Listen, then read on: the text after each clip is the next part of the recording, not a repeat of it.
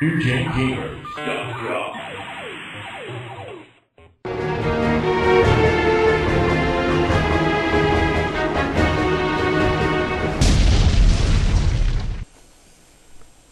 Hello everybody, and welcome back to another New Gen Gamers Console Wars of the Past video series. Today we are taking a look at the Mattel Intellivision. Intelligent Television. This is a very smart box. Here we have the reset button and the on-off power switch. Let's take a look at the back of the console here. It's got the nice 80s wood grain finish. Yes. Like that wood grain finish. Matches all my electronics. There's the power cord right there.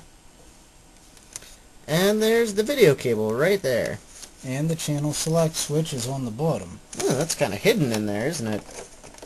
Indeed. Alright. And of course on the side here Is where you put your cartridges in. right on the side. Interesting. Such as, yeah. So there you go. Interesting way to put the cartridge in. Now, let's take a look at one of the more interesting aspects of the Intellivision, the controller. Here we have a circular disc. Now this was the first controller to offer 16 directions. So you could go, you could spin it, you could push it, however you wanted to hold it. Press it in any direction you want to go in, and you head in that direction.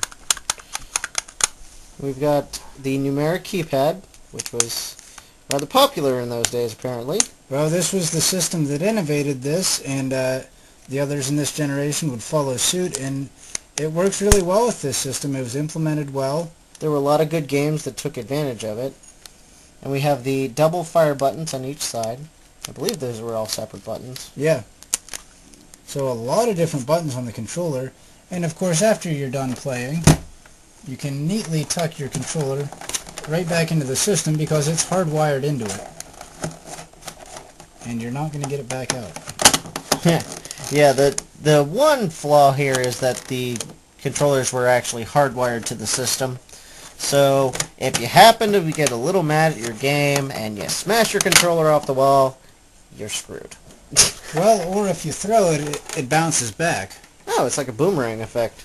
And then it hits you in the head. Then you deserved it. Now, we talk about the overlays here. Check out those overlays. Out of this generation, this was definitely the best use of these overlays, and the one that innovated them. And Mattel had a lot of good ideas with this system. It was intended to compete directly with the Atari 2600, so a lot of good stuff here. They tried a lot more advanced things than you could do in the Atari. A lot more. The AI was a lot smarter. It enabled more complex games. Hence the number pad and the overlays, which were more advanced. This was also the first 16-bit console, believe it or not. Not in 16-bit as the way we think, but it had a 16-bit processor in it. It just wasn't a graphics processor. Most of that was just raw computing. And you see the buttons. Here's your pickup, count your arrows, exit. A lot of functionality with that. Yeah, those overlays are sweet. And I like the box design too, how it just flips open like that. Like a book. And there's your cartridge, and your overlays fit in right there. No graphics on the cartridge, but if you keep them in your nice handy containers, you get a nice presentation there. Stick your overlays down in here. Pretty nice deal there. And on the back, you get a couple box arts. Now this is a very early RPG. This is using the Advanced Dungeons and Dragons license, and you get some dungeon crawling. Pretty innovative for the time on the console. Very advanced for what was else available. Here we have Pitfall. The Activision Classic. With this one does have some nice artwork on the front. I'll leave it to Activision.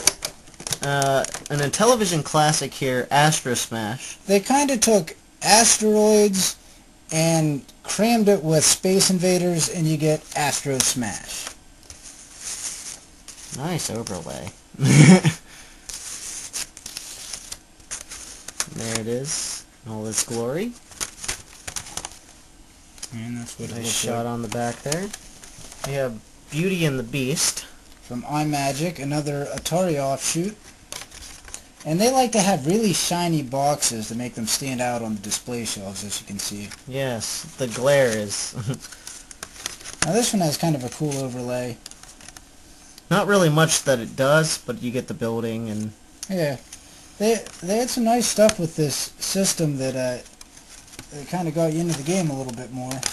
yeah, the immersion in this is a lot better. Here we have Space Hawk. Now this was a Canadian copy. Some of these are Canadian, so you see we have some stuff written in French here. You see another nice overlay. All the buttons being used. There's the cartridge. Cartridges are pretty basic, but the overlays are nice. Very nice.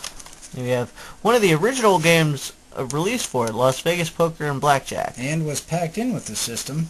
Yeah, this was the early packing game, and as you see, even from the very start, they utilized the overlays. There we go, the cartridge. Just play a little blackjack, earn some money, get some bitches. We have NASL Soccer. Now, another innovation that Intellivision brought along, licensed sports games. This is using the North American Soccer League license, and you know, gives them that little logo there. Look at that, it's a foot kicking a football. Yeah, that's really cool looking. And it has the official licenses for everything. You see, pretty nice game of soccer here. One of the things that would set Intellivision apart from the Atari was its sports titles. Yeah. The sports titles were really strong on this system. Look at official NHL hockey. Doesn't use any of the official teams, but uses the NHL license. It's whatever team you want it to be. I'm going to say America. I was going to go with the Penguins, but hey. There's the NHL hockey cartridge. Look at that hockey rink. Oh yeah, and you can get booted off the ice. There's penalties, a lot of advanced stuff, timekeeping, scorekeeping. So Felt like a real game of hockey. Yeah, the system was a lot more advanced than the Atari 2600, and really made Atari rethink their strategy and push for a lot with their next systems. And now here we have the Tron trilogy. You see the nice overlay on that. Cool looking. You get the nice gold cartridge. Oh, look at that. Shiny.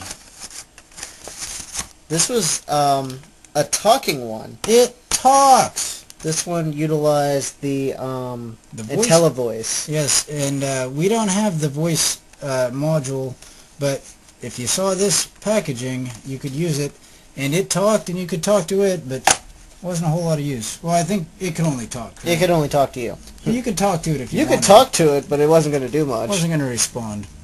Tron Deadly Discs. Whoa! That's Now, some pretty good artwork. you can see the Mattel connection here with the Tron licensing. They pushed Tron very hard on this system. They had some really decent games for it, to be honest. Yeah, good collection of games, a lot of original games, which the Atari 5200 and the Coleco did not have. Most of their games were arcade games. Almost everything on the Intellivision was an original title. And this Tron's Mesatron. This Whoa. is kind of Department of Redundancy department type deal. How much Tron can you friggin' handle? You're about to find out. Now, we double Tron the title, too. As you see the evil face there. Face to face with the Master Control Program. Watch out for his laser eyes. Bet those laser eyes suck. Oh. Well, this is just a small sampling of the stuff we're going to be playing for this. We actually have some collections and some plug-and-plays that are going to give us a lot deeper look into the Intellivision library. This is just the stuff we have on hand for it. So, watch the videos and tell us what you think of this classic console. To the skies with the Blue Sky Rangers.